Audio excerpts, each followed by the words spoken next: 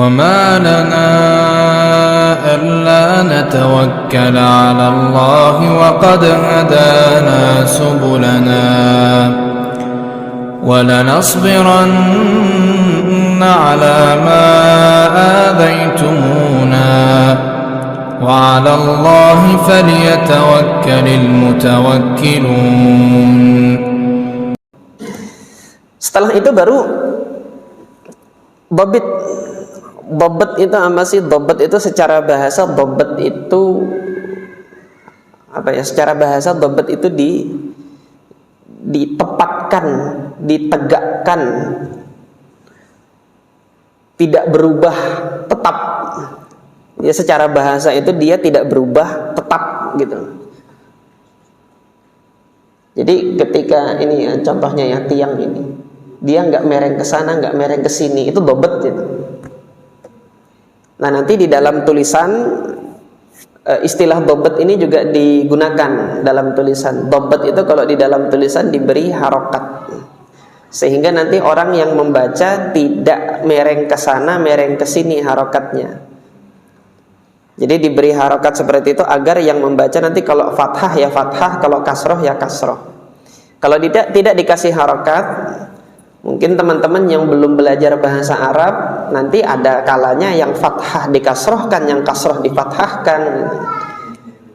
Nah, untuk tidak demikian dikasih dobet itu kalau dalam tulisan. Sekarang dobet di dalam ilmu hadis itu yang dimaksudkan apa sih? Yang dimaksudkan itu keterjagaan riwayatnya. Jadi riwayatnya nggak berubah dari semenjak riwayat itu diterima sampai riwayat itu disampaikan. Dalam hal ini ada dua kriteria, ada dua kategori keterjagaan riwayat seorang perawi itu. Yang pertama disebut dengan dhabt shadr. Dhabt shadr itu apa? Yaitu kemampuan perawi tersebut untuk menjaga riwayat hadisnya dengan cara menghafal, dengan hafalannya. Nah ini jenis pertama dari dhabt. Ini yang paling banyak, yang paling banyak ditempuh oleh para perawi hadis. Mereka menghafalkan riwayatnya dengan ketentuan perawi tersebut untuk menjaga riwayatnya itu, tingkatan hafalannya itu sampai pada tingkatan ketika diminta kapanpun hafalan itu bisa hadir. Artinya dia mampu menghadirkan hafalan tersebut kapanpun ia inginkan. Semenjak dia dengar dari gurunya, lafaz hadis tersebut itu berada dalam benaknya, itu nggak berubah-berubah. Ditanya besok demikian disampaikan, besoknya lagi masih tetap seperti itu, tidak berubah.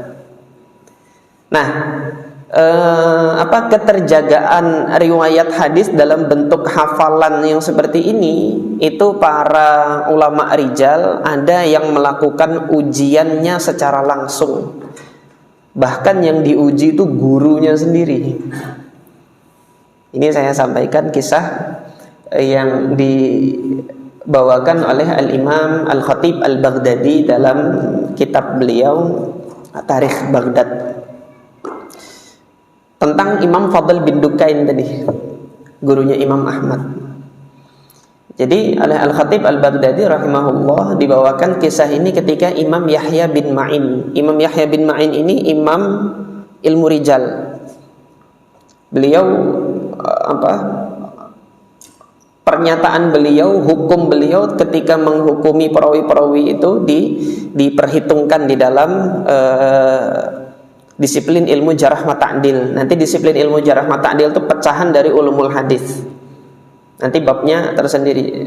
Saya dulu belajarnya 2 semester. Tapi di sini ya paling nanti 2 pertemuan aja untuk sebagai gambaran saja. Nah, Imam Fadl ibn Dukain itu ketika dikunjungi oleh Imam Ahmad bin Hanbal dan Imam Yahya bin Ma'in. Jadi Imam Ahmad bin Hanbal dengan Imam Yahya bin Ma'in itu pergi ke Yaman. sepulangnya dari Yaman sebelum kembali ke Baghdad mampir dulu ke rumahnya Imam Fadl bin Dukain. Seingat saya beliau itu di Kufah. Imam Fadl bin Dukain itu di Kufah. Tapi nanti tolong teman-teman kalau ada ternyata saya salah menyampaikan, seingat saya Imam Fadl bin Dukain itu di Kufah.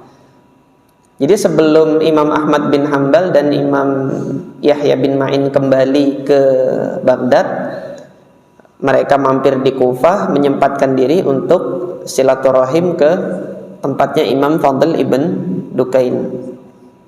Kemudian apa yang dilakukan di tengah perjalanan?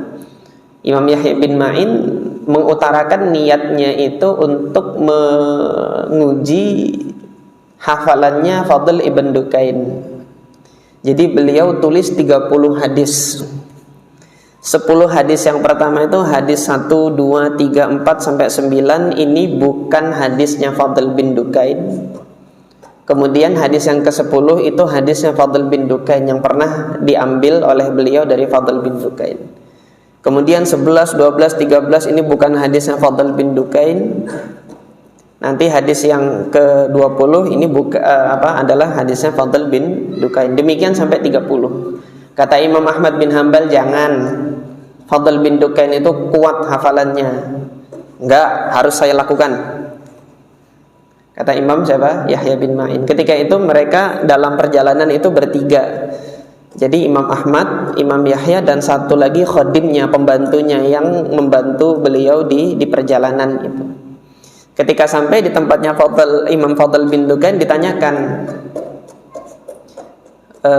hadis ini haddatsana ini hadis antum bukan? Bukan hadis saya.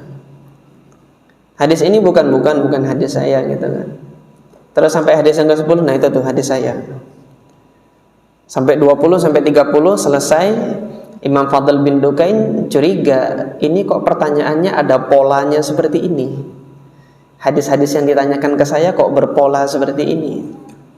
Ini kalau yang bertanya seperti ini tentunya orangnya sudah ahli memang, artinya sudah punya kemampuan yang mumpuni di dalam ilmu hadis ketika bertanya seperti ini. Maka menolehlah Imam Fadl bin Dukain kepada Imam Ahmad bin Hambal, kalau ini orangnya itu warok, hati-hati, orangnya itu warok itu kan dia hati-hati di dalam beragama, kemudian menghormati gurunya, nggak mungkin dia melakukannya kayak gini, dia berani lancang seperti ini, nggak mungkin. Kalau khodimnya yang satu ini bukan keahliannya, dia hanya khodim, hanya pembantu, pelayan saja, nggak bisa dia punya kemampuan hadis sampai seperti ini, pasti ente. Tunjuknya Imam Yahya bin Ma'in kan pada saat ditendang keluar sama Imam Fadl bin Dukain, ditendang keluar, habis tendang keluar tendang sama Imam Fadl bin Dukain. Setelah sampai di luar, Imam Ahmad bilang apa? Loh kan sudah saya bilang jangan kamu lakukan gitu kan. Tapi kata Imam Yahya sungguh tendangannya Fadl bin Dukain itu lebih saya senangi, lebih saya cintai, kata beliau. Karena beliau mendapatkan ilmu itu harus dengan tendangan gitu. Jadi beliau ketika nanti menyebutkan kapasitas seorang perawi, dia itu dobetnya itu kuat, itu bukan hanya sekedar kabar-kabar burung saja, enggak. Tetapi beliau sendiri yang saksikan gitu loh, bahwasanya perawi ini punya kedobitan yang kuat. Nah, jadi imam-imam jarh wa ta'dil, imam rijal itu dia menguji langsung. Terkadang perawi yang dia hukumi, oh fulan siqah, fulan enggak siqah, ini hafalan kuat, ini enggak kuat, itu diuji langsung gitu loh oleh perawi tersebut, oleh imam kritikus rijal. Nanti di dalam jarh wa ta'dil ada namanya kritikus rijal, al-mu'addilun wal mujarrihun, yang dia mentakdil dan dia menjarah. Nah, ilmunya nanti namanya ilmu jarah wa ta'dil. Kemudian yang kedua yaitu dhabt kitabah. Kalau tadi kemampuan perawi menjaga riwayatnya dengan hafalan, ini menjaga riwayatnya itu dengan catatan tulisan. Dengan ketentuan tulisannya ini nanti tidak berubah semenjak Ya, semenjak beliau catat dari gurunya hingga beliau sampaikan itu tidak ada perubahan tulisan. Nah, nanti untuk kategori dobat kitabah ini yang sering menjadi problem masalah adalah itu sudah saya sampaikan pada pertemuan sebelumnya, yaitu apa? Kalau perpustakaannya terbakar atau nanti dia punya juru tulisnya ini nggak jujur. Jadi dia orangnya jujur gitu kan, perawinya jujur, tapi punya juru tulis nggak jujur. Terkadang ada hadis-hadis yang diambil, dicomot dari mana nggak tahu sumbernya, diselipkan ke catatan gurunya. Itu nanti ada perawi-perawi yang dia punya juru tulis yang tidak jujur itu. Nah, nanti salah satu hadis yang dicurigai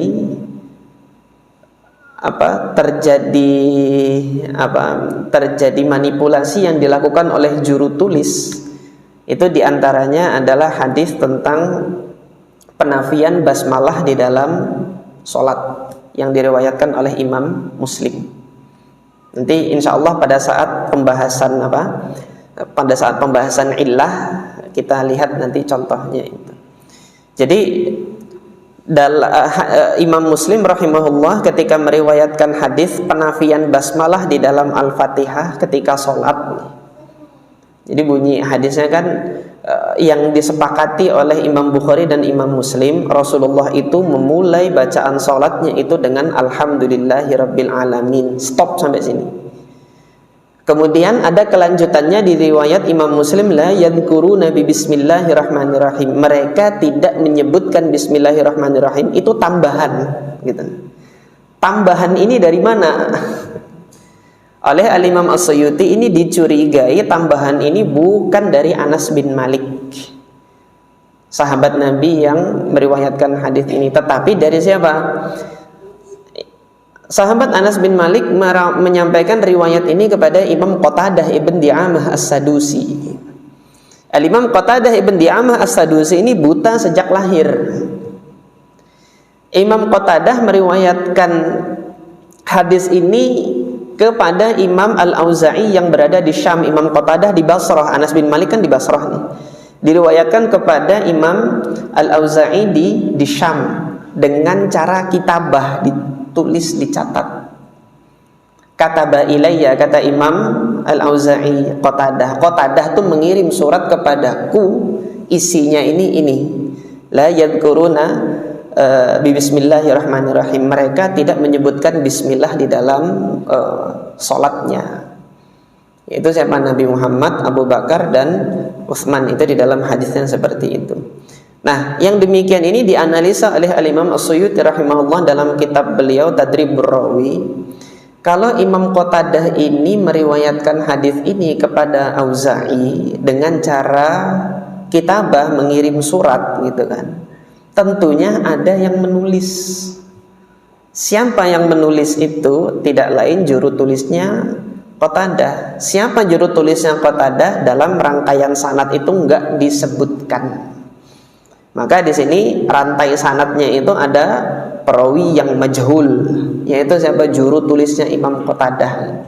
Nah, ini salah satu problem ketika suatu riwayat hadis itu disampaikan dengan cara kitabah seperti ini.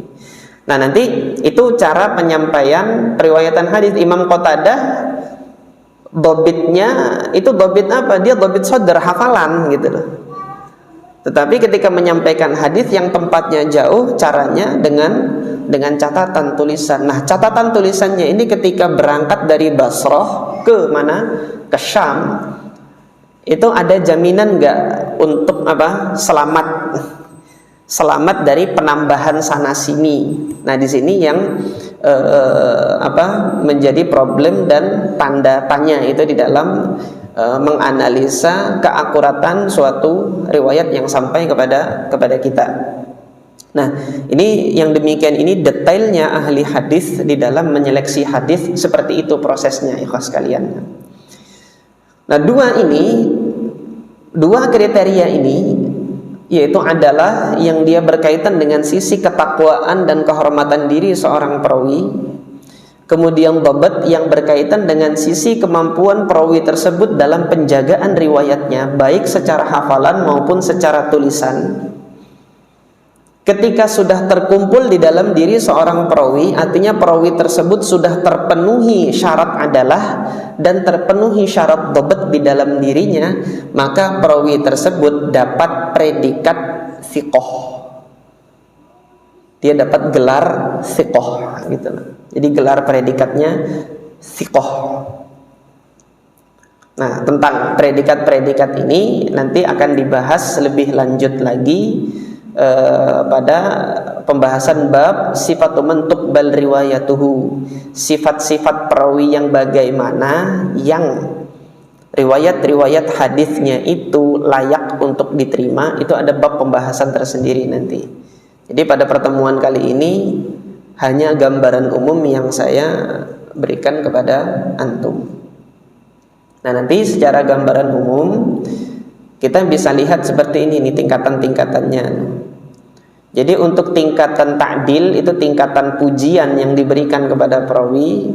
Tingkatan yang pertama ini kalau nanti antum dapati di dalam rantai sanad periwayatan perawinya itu nanti gelar predikatnya thiqah, hafiz, mutqin, sabtun. Ini bukan sabatnya, sabtun.